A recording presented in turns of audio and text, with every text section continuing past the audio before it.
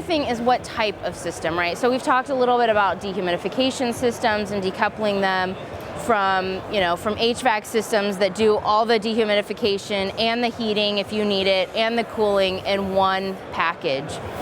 And typically those are, rooftop package systems. They're air cooled, and they're not the most efficient system.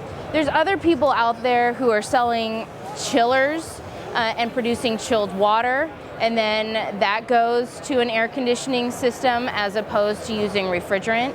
Some people are selling split systems, so using like a Mitsubishi or a Daikin split system with variable refrigerant flow. In theory, that's a really good idea because they're really small systems and there's a lot of them. It's repeatable.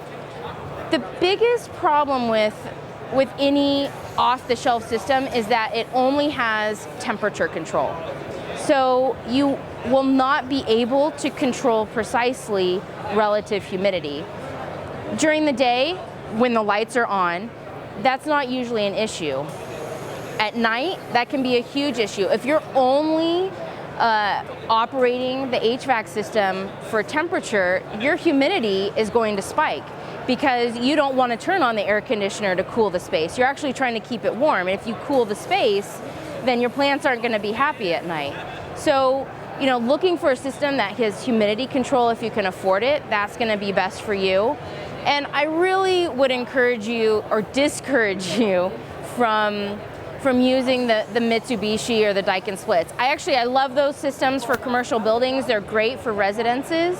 But for you, they're going to be really challenging because for that 5,000 square foot space, you're going to need 50 or 60 of those fan coil units mounted in the wall. Imagine 60. I literally was on a phone call about 4 or 5 months ago with a grower in Boston, or the Boston area.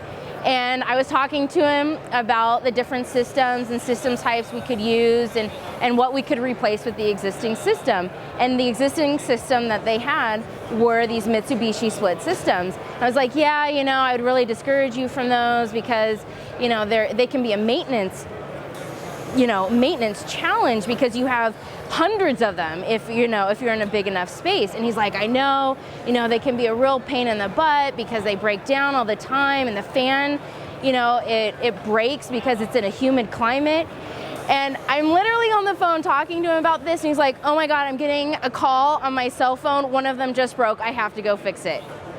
So, it was just the perfect proof that that is not the ideal system. If you have a larger grow, if you have a smaller grow, and you only need maybe 5 of them or half a dozen of them, go for it. But if you're talking about 50 or 60 or 100 of them, stay away from those because they will drive you absolutely batty.